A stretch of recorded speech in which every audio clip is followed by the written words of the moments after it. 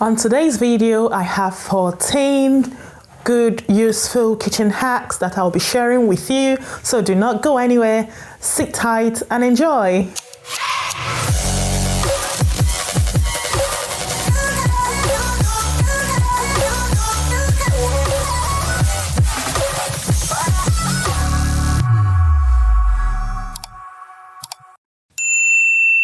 Welcome to Prisca's Mission. In today's video, I have some very useful kitchen hacks that I intend to share with you. All these hacks I have tried and I have found them very helpful and I'm using them up until today. Number one hack is a quick way to clean our blender. In our homes, we use the blender to blend strange stuffs like peanuts, to make a peanut butter, chocolate, sticky stuff. So to wash this sometimes can be very difficult. Don't worry, there's a way to wash it. Simply put some water in your blender, put in some washing detergent, some liquid soap, whatever it is you use in washing your blender, and plug it back on. Put the blender back on and wash. And repeat the cycle 2 or 3 or 4 times, depending on how long it takes to get washed, and your blender will come out all clean and brand new. Easy. Hack number 2 is with our oven. Oh my God, ovens are nightmares to clean. Ovens are nightmares to clean. And if you don't take time, it will build up and it keeps building up, until such a time that you have to get a professional cleaner to clean your oven for you. So to avoid getting this or getting to that situation, I recommend that you buy a non-stick oven liner and lay it in the bottom of your oven to collect all the dirt. You can measure, it comes in a very long sheet, measure it to the size of your oven and just cut it and place it underneath your oven, and your oven would always be clean because once the crumb falls on, you bring out the liner and clean it out, and that's all. Hack number 3 is using vinegar, white vinegar of course, to wash your glass. So when you have washed your drinking glass or wine glass, whatever glass you want to wash, you need to wash it properly, clean it, make it clean, because the vinegar you're putting is not to wash it from the first instance. So to wash your glass clean, put some vinegar in water. It could be hot water, it could be cold water, it could be warm water. As a matter of fact, I prefer to use warm water. Do not use hot water. Just use it to rinse your glass, turn your glass in there a couple of times and bring it out. Ta-da! Glass all clean. Still on vinegar, you can use vinegar, put vinegar in water to clean your cutleries. Like the glass, wash your cutleries clean, dip them in vinegar or soak them in vinegar and bring them out, and it's all clean again, like brand new, like very clean, like brand new. Tip number 4 is with cleaning your microwave.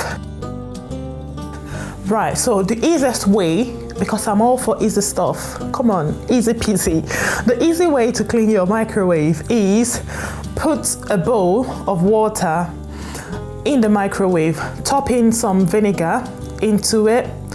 I like to cut in some lemon chunks in the water and put it in to boil. Sometimes I put it in to boil for 5 minutes, sometimes I put it in to boil for 7 minutes or 10 minutes.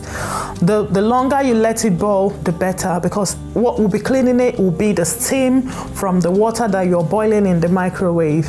And you can actually dip a cleaning cloth in the solution that you have made, which is water, vinegar and lemon, to give the microwave a good clean after the microwave's been steamed with the hot water that you boiled in it.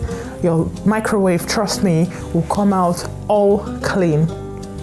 And the last one on this vinegar one is using the water from the water you have used to clean your glass, clean your microwave, etc., using it to throw it down your drain or throw it down your kitchen sink, whatever you have. I think Americans have drain or food crusher. Throw it down there and you will see how it will just eliminate any odor of any kind that comes out from the sink. So do not waste the water.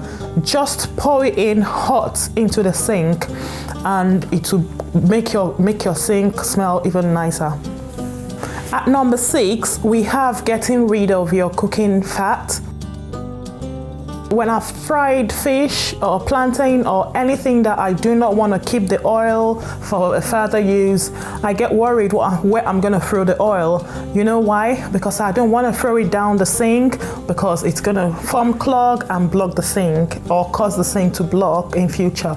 So for that reason, think no more of where you're going to throw your oil, because we found a solution to it. What I do is I get a foil, place it in a bowl and pour the fat into the bowl.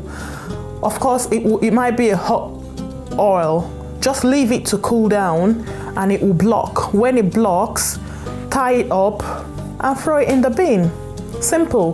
With that, you haven't clogged your sink with fatty oil, and you haven't created room for a further clean for yourself, because you're going to have to clean it if you make a mess. So throw it in a foil, tie it up. When it blocks, put it in the bin.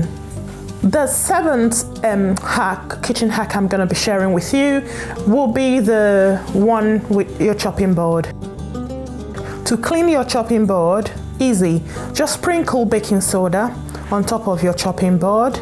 You can make your chopping board to be wet. If you don't want to make it wet, just still sprinkle baking soda on it as it is, and cut half a lemon on it and start to use that lemon to scrub the chopping board in circular motion. Keep going in circular motion, in circular motion.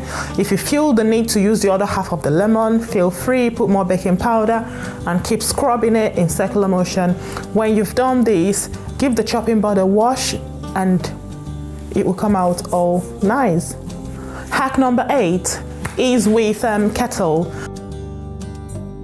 You know, kettle have this tendency to build up lime scale from hard water if you don't take time. So to clean this, simply put water in your kettle. It doesn't have to be warm water, it doesn't have to be cold water. Just put water in the kettle. Put about a cup of vinegar in the kettle and boil. Boil until the kettle turns itself off, and throw the water away, give the kettle a wash, and you will see that the lime scale buildup in the kettle will descale. So it's a good form to descale your, a good way to descale your kettle without putting in any chemical. I just prefer to use this because I don't want to use a descaler, because I use the same kettle to boil baby's water. The next hack I have for you is with the jar lids. Oh my God, I find it very hard to open some jar lids. I will squeeze it this way, turn it this way.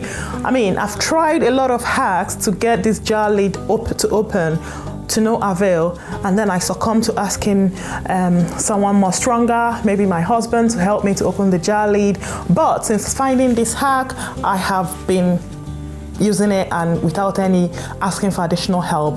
And this hack is simply putting water, running hot water on the jar lid, and keep it running for a good number of minutes, maybe 3-4 minutes I would say, and then turn it. Easy peasy, it opens. With this, I don't need to wait for my husband to be available before I open a jar lid or open it in advance, no, which is what I usually do. So that's a good way, without using a gadget, to open your jar lid. The next tip I would like to share with you is reheating food in the microwave. You would agree with me that sometimes after you've put your food in the microwave for such a long minute, you bring it out and it seems like nothing's happened. And you wonder, oh, why? Right, to stop that from happening, I'll give you some hacks that you can use to make sure this doesn't happen. What you need to do is simply make a hole in the food that you're trying to microwave. Make a hole in the middle of the plate and put the food plate in the microwave. Do not put it in the middle of the microwave. I don't know why it won't work in the middle of the microwave. Just simply put it by the edge, on the edge, towards the right, towards the left, wherever you want to put it. Just put it on the outer edge of the microwave and see how quickly the food would get heated. Thank me later. The next hack is with chopping onion. I don't know how many of you cries whilst chopping onion. but I have since stopped crying or weeping whilst chopping onion since I discovered this hack. And this hack is with lay a towel. You can lay a damp towel or you can lay a paper towel on the chopping board. Chop your onion on top of the wet, make it wet, chop it on top of the wet towel or paper towel, and you will see that it would absorb all the sulfuric acid that comes out from the onions, and you will chop your onion without tearing up. So make sure that the towel that you're chopping with is damp or wet. Be it any towel or paper towel, it will still work. Sometimes you can keep the towel, the damp towel, around where you're chopping your onion. That would also work without chopping right on top of it. You can keep it side by side where you're chopping your onion and it will still work. Next hack, the bread storage hack.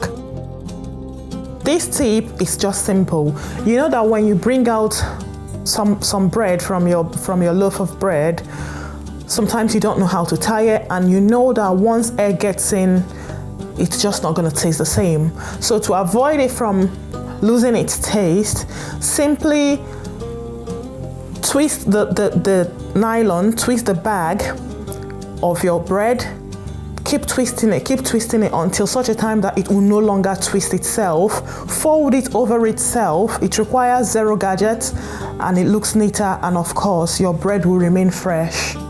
The next hack I'm going to tell you about today is the cooking pan lid.